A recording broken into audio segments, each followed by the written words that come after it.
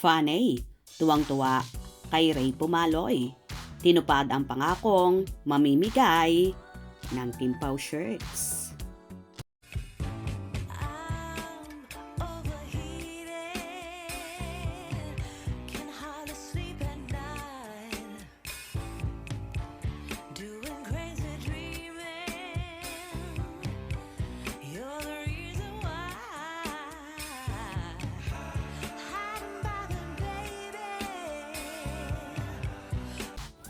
Pinasaya ni DWAR Abante Radio host Ray Pumaloy ang mga fanay ni Kim Chiu at Paolo Avellino nang tuparin niya ang pangakong mamimigay ng mga Kimpaw t-shirts.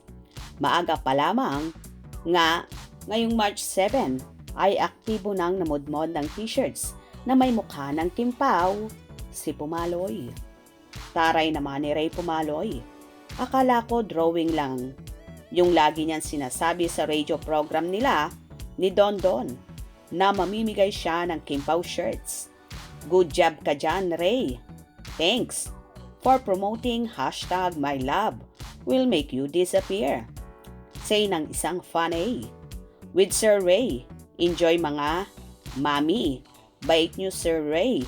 React naman ang isa.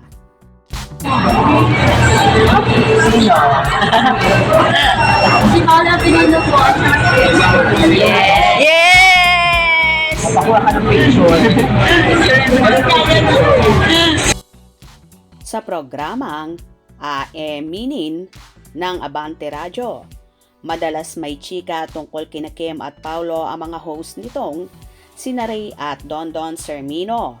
Kaya naman love na love sila ng mga Kimpaw. Samantala nakatakdang ipalabas sa mga sinihan ang unang movie ni Kim at Paolo na My Love Will Make You Disappear sa March 26, 2025.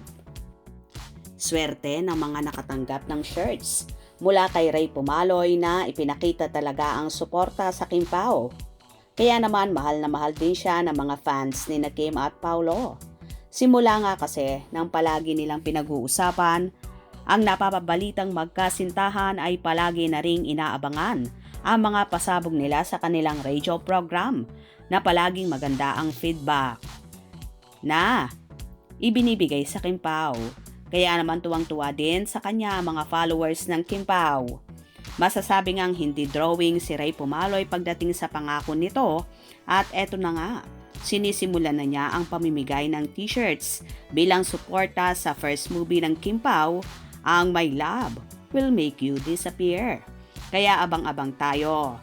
Malay natin isa tayo sa makatanggap ng shirts na ipinamimigay ng radio host.